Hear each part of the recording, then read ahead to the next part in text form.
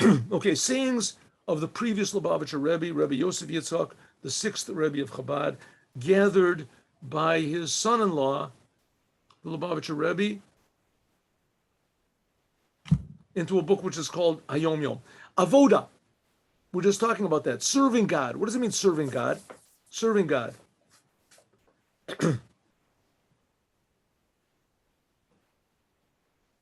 Serving God doesn't mean that you have to serve God in a true way. And there was genuine, honestly, don't fool yourself. You're doing it for God. That's one thing. That's also good. But the fact is, it's itself avoda. Serving God is to find truth and to express truth. Even it says in everything you do, even your fingernails, so to speak, to be true. It was even the most lifeless part, seemingly meaningless part of a person, should express and should not go against what the Creator wants. How does that surprise you? It says that Moses fell on his face, that Moses saw truth and he fell on his face. But listen, this is a very, very difficult idea. It's a thing that a person has to work on his whole life. It's truth. It's possibly one of the easiest things in the world is to fool ourselves. Very easy for a person to fool himself, right? All these people who are, you can see obviously, are doing bad things. There's people in the mafia, the people that are, the criminals, really criminals. The jails are filled with people. I visited jails a lot of times. Most of them, maybe all of them, think that they're okay. Once in a while, you get a person that he's a little bit guilty about what he did, a little bit, but still deep inside, he feels that, I was justified. I'm a product of my environment, and that's a very big fault. That's what this Professor Viktor Frankl, he writes also the same thing. He visited a lot of prisons, and that he told everybody that guilt is a very good thing. Too much guilt is bad. It's self-destructive. But a person has to take responsibility for his actions. Right? People say, I'm not responsible. It was my upbringing, it was my surrounding, and who says that's bad anyway, and who says it's wrong, and tomorrow maybe it's going to be permissible to do this. And people don't take responsibility for their deeds. Taking responsibility means that you have to be responsible too. Judaism wants to say that there's a creator that cares and has given us absolute good and bad. Absolute. And absolute good and bad is not just what you do and say and think. It's also what you feel and how you react to things and your whole attitude toward life. And your attitude every single instant toward everything around you. And because the world is always changing and the world is always affecting us differently, and things that make us angry happen suddenly. It's not that all of a sudden the world comes and says, okay, get ready. Someone's going to make you angry, so don't get angry, okay? Because anger is a very, very big sin. Okay, I'm ready. It doesn't happen that way. All of a sudden, something happens. Somebody knocks into you. Somebody scratches your car. Somebody calls you a name. Right? Someone cheats you and something. All of a sudden. So a person's really devoted to the truth means that every single moment he's trying to think about what God is. And it could be he'll lose his temper.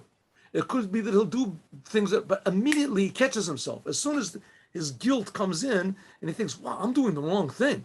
I shouldn't be thinking these thoughts. I shouldn't be this. Then immediately he tries to fix himself. So it's a constant battle to do what's true. Sometimes it means defying the deepest urges that you have, the most certain feelings that you have that you're right. Sometimes it means to defy them. And you have to do it in a happy way because you're serving God. If you're doing it miserably, then that's selfish. That's also fooling yourself. So truth is a very difficult thing. Truth is a very difficult thing to the degree that it says that Moses fell on his face. Why? Because he saw truth. Okay, the Alter Rebbe related among the teachings. This is for utter bait. The Alter Rebbe, the first Rebbe of Chabad, taught. One second, let me get my pointer over here. Among the teachings that the Maggid of Mezrich, so the Maggid of Mezrich was before the first Rebbe of Chabad. The first Rebbe of Chabad was the first of 7 Rebbes. He began the Chabad movement, but before him was the Baal Shem Tov, and the Baal Shem Tov's pupil, the Maggid, who was the Maggid was the teacher of the first Rebbe of Chabad and other great holy people, Menachem Mendel of Vitebsk, said. He told me at Yechidus, there was a sentence, a constant fire should be kept on the altar, it should not be extinguished. This is in next week's Torah portion. Eish tamid tukar al mizbeach lo tichpeh. A constant fire shall be kept burning on the altar. It should not be extinguished. The Maggid taught, the Maggid of Mezrich taught, that even though fire in the holy temple, there was a fire that came from heaven. It came from above and it would devour the sacrifices. That's right. But nevertheless, it is also a commandment to bring ordinary fire by us. We have to bring fire. Namely, we have to do our part and awaken from below, and then God reacts from above. Because there's the nature of a spirit that when we do something, it arouses a spirit from God, and even a higher spirit from God that's like free, God gives to us, not commensurate to what we do.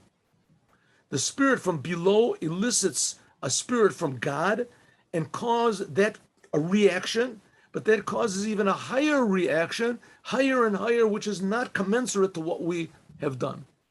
Higher. It's a positive commandment to make a fire on the altar. A fire means enthusiasm, doing your deeds from below. What is the altar you have to bring? This is us, me. You have to bring it from the man. The offering itself just to do what God wants is not enough. You have to offer up yourself, your interests, your love, your values. This fire says should not be extinguished. What it means, it should extinguish the not. It should extinguish the negative things. When you are excited about good, then that takes away your enthusiasm and gives you power to defy the bad. My master told me this teaching 10 times. He said it. This is for the first Rebbe of Chabad, that when he was like 15 years old, he knew the whole entire Torah, all the Talmud and all the. When he was a little bit older, he knew all the secrets of the Torah. He said the Maggid of Mezrich told him this teaching 10 times. You tell him one time, it's enough, right? He remembered the whole entire Torah, and he certainly remembered one sentence. He says the Maggid of Mezrich told him this 10 times to engrave it in all the 10 powers of my soul. You, my pupil, are in need of this fire all the time, because you will be in charge of extinguishing, to put out the great negativity, the negativity of the opponents of Chassidut.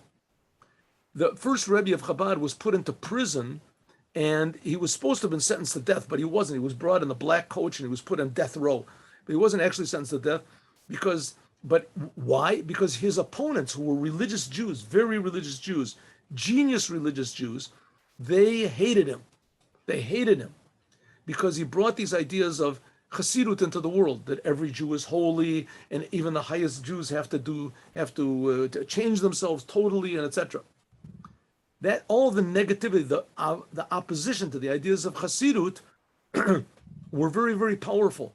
And the ones that they centered all of their wrath on was especially the first Rebbe of Chabad, the one who wrote the Tanya. It says you have to extinguish the negativity, and God will transform the negativity, to positivity, to good things. As we'll talk about more, God willing, tomorrow, God willing, there will be a class today at 3 o'clock. I invite everyone to attend. You're all invited, free of charge. God bless you all. Have a good day with Mashiach now. Shalom uvracha. Anyone who has questions will have questions. 1 minute.